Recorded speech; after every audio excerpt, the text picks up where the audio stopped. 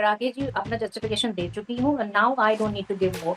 But मैं एक बात जरूर कहूंगी कि आज शिवम त्यागी जी को बताना चाहिए कि हिंदू महासभा ने फजलुल हक के साथ, जो मुस्लिम लीग है उसके साथ मिलकर सरकार चलाई।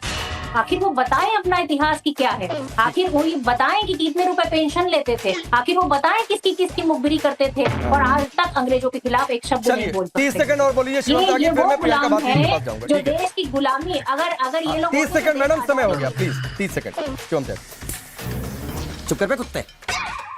मेरे को कोई भी 30 सेकंड एक साथ नहीं मिली। मैं फिर से कहना चाहता हूँ, मुझे बताने की आवश्यकता नहीं है। मेरे पूर्वजों ने इस देश के लिए 11-11 साल डबल लाइफ काला पानी काट लिए। देखे ना, उन्होंने सवाल भी पूछा, जवाब भी उन्हीं को देना है। तो भाई रुक जाइए, मैं सिर्फ एक चीज कहना चाहता हूँ। कोई एक बताइए नेता जो काला पानी की सजा काट कर आया हो कांग्रेस का, कोई एक नेता बताइए। मैं तो कहता हूँ देखिए ना भाई, ये राकेश जी गलत बात है। क्या तरीका है बताइए ना। उनके बीच में कोई बोल नहीं रहा तो आप ऐसा करने देंगे क्या?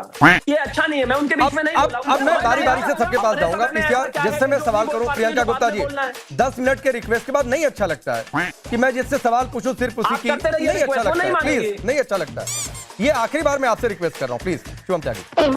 Thank you. मैं सिर्फ यही कहना चाहता हूँ भाई, तो मुझे कोई बताने की आवश्यकता नहीं है। बताने की आवश्यकता आज है आपको, देश के सामने है। वो तो शुक्र है वीडियो कैमरा ऑन है, सब कुछ सामने है। उसके बावजूद भी आप ये कुछ बता नहीं पा रहे हैं, कोई क्लैरिफिकेशन नहीं दे पा रहे हैं। कहते हैं कि हमें देना भी नहीं है क्लैरिफिकेशन, हम इतने एरोगेंट है। देश से बड़े नहीं हो भाई। देश के लिए सबने जो है शहादतें दी हैं, देश के लिए सबने लड़ाई लड़ी है, देश के लिए एक आदमी ने लड़ाई लड़ी है। आपने कुछ एक्सक्लूसिव नहीं किया है। चलिए प्रियंका भारती जी,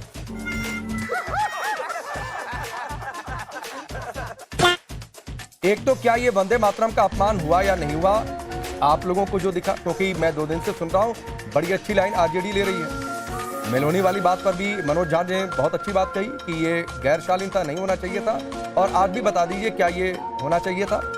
और दूसरी बात है कि बहुत सारी बातें आज लाल किले से भी हुई, महिला आरक्षण पर बातचीत हुई, दिमागी नक्सलियों की बातचीत भी हुई। राकेश जी दिमागी नक्सली की बात कर रहे हैं, बहुत बढ़िया की थी प्रधानमंत्री जी जो दिमागी नक्सली शब्द का जिक्र किए। हम तो सोच रहे हैं कि पूरा इतिहास ही उनको हम याद दिला दे। दिमागी नक्सली होते कौन है और कैसे दिखते हैं और क्या क्या करते हैं। दिमागी नक्सली का नाम था हेडगवार।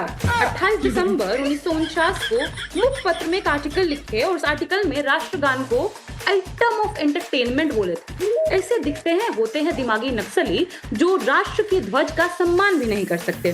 गोलवलकर ने बंच ऑफ थॉट्स में पन्ना नंबर 188, हम पूरा प्रूफ के साथ बोल रहे हैं, पन्ना नंबर 188 पर लिखा, देश का जो ध्वज है तिरंगा, इट्स इमिटेटिंग एंड ड्रिफ्टिंग, मतलब भारतीय कुछ भी नहीं लगता है। तो जो देश के तिरंगे का सम्मान न कर पाए वो होते हैं दिमागी नक्सली। आपको मैं बता दूं, जिस तिरंगे की हम बात कर रहे हैं आज, उस तिरंगे को बनाने के लिए जो एडहॉक कमेटी का गठन हुआ था ऑन नेशनल फ्लैग, उस एडहॉक कमेटी के सदस्य अंबेडकर से लेके बड़े बड़े लोग थे। उन्होंने सजेस्ट किया कि तिरंगे में अशोक चक्र होना चाहिए, बुद्धिज्म से रिलेटेड और समय को समय दिखाता हुआ। अरे देवा, ये गड़बड़ है बाबा। इस अशोक चक्र के खिलाफ थे गोलवलकर।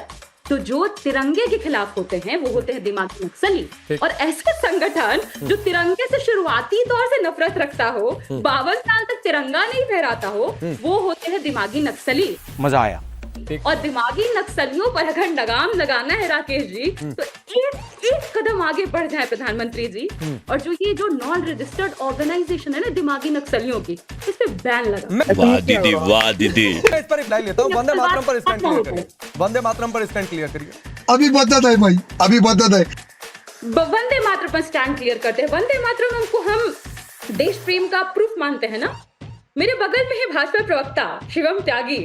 चलिए यहीं पे आपके शो में बिना इधर उधर रात किए, बिना गूगल का इस्तेमाल किए, शिवम जी आप गाइए वंदे मातरम। मैं शुरुआत करती हूँ। वंदे मातरम कहाँ चले गए शिवम जी? नहीं वो आ रहे हैं, कई बार नेटवर्क है, वो आप सुन लीजिएगा। मैं आपसे जो पूछ रहा हूँ वो बताइए। पहले ये बता दीजिए जो हुआ वो अपमान हुआ कि नहीं हुआ। मैं जो पूछ रहा हूँ राकेश जी नहीं दीदी, वाह दीदी, दीदी हम वंदे मातरम पर अगर चर्चा करना चाहते हैं, प्रियंका भारती जी पहले ये बता दीजिए कि जो हुआ उस पर आपकी पार्टी की क्या राय है मैडम? और व्यक्ति को जो बीजेपी आरोप लगा रही है उस पर आपकी पार्टी की क्या राय है? ये होना चाहिए था, नहीं होना चाहिए था, या प्रियंका गुप्ता जी ने जो कहा उससे आप सहमत है? क्या है, कुछ तो स्टैंड क्लियर करिए।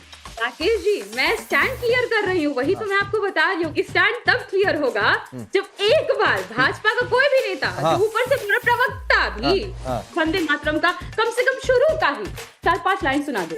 अरे बस कर, रुलाएगा क्या?